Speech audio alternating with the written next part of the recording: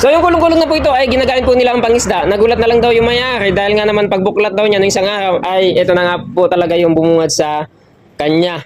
Ito kasi may takip po ito sa ibabaw, may plywood na makapal. Hindi po yan nakikita sa ilalim. Kaya naman pagbuklat niya, ayan, nakita na nga niya na bulok. Kaya agad-agad po niyang dinala sa atin ng isang araw. Yan, so bale wala naman po tayo mabilihan ng tubo ngayon. So meron po tayo dito mga, ayan, mga solid na bakal. Bali lilinisan po natin yan bago natin siya ikabit dito.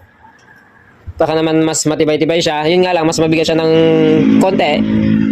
Pero mas matibay po siya talaga. Yan po yung kakabit natin po dito, paikot. Lalagyan po natin ng sapi yan sa gilid.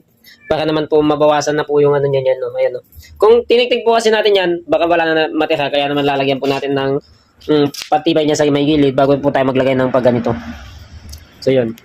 Ito nga po pala yung na-upload po natin dati na pinaka-repair po na kulong-kulong. Bali, ngayon lang po pala natin siya may edit. Bali, tumatakbo na nga po pala ito. Matagal na nga po pala nilang ginagamit. Siguro mga ilang linggo na rin po nilang ginagamit ito. Ngayon lang po natin siya may edit dahil nga noon po medyo hindi po natin siya nakakarap. Pwede ito na. Siguro naman po, magko-comment naman po siguro dito yung may-ari kapag napanood nyo naman po itong video ito pagka-upload po natin. So, bali, ang ginawa nga po pala natin dito nung una ay yung pinagpalit lang po tayo ng mga pare-parilya dito po sa may ilalim. So, bali, ang ginamit nga po pala natin dyan ay sulit na bakal na po dahil nga naman po nung araw na yun ay wala po tayo mapagbilhan ng tubo. Kaya ang ginaganda nga naman po dyan ay solid na po yung nilagay po natin dyan. Ang plano nga po pala ng may-ari niyan ay pagkatapos po natin ma-repair po yung pinaka-flooring po niya, diretso papaalan niya na rin po sa atin. At yun na nga po talaga ang gagawin po natin pagkatapos po natin ma-repair po yung flooring. Yung repair nga po pala natin nito ay ginabot na po tayo ng gabi at gagamitin nga rin naman po pala ni boss na pang-deliver pa rin po ng isda, kaya naman po ay pinakuha pa rin po natin sa kanila ng gabi at ibabalik na lang po kinabukasan. Ayan, so magandang umaga po. So mayroon na naman po tayong i-realign dito. Ayan, kung nakikita nyo.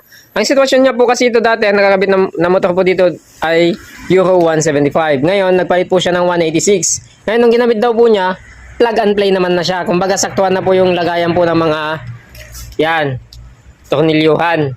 So, hindi na po niya binago. Kumbaga, yung center guide niya, yun na lang po yung binago niya. Kaya, naano na po niya, sakto naman, sabi niya, pagkakalagay po ng motor. Pero, ang hindi po na ano doon, hindi po nasukat yung clearance nung mga gulong.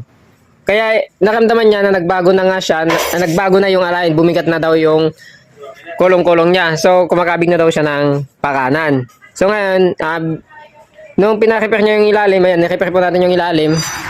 I-upload po natin, makikita niyo po yun. Bale, didiretso na daw po niyang ipapaayos po yung side wheel. Kung nakikita niyo naman po talaga yung side wheel ay nakaganon na po siya sa may ilalim. So, pag inaayos po natin yung side wheel na yan, iaayos na rin po natin yung mga sukat nitong kulong-kulong nito para naman na gumaan yung manubela. Ayan, hindi pa natin nasusukat kung hindi pa natin alam kung saan po talaga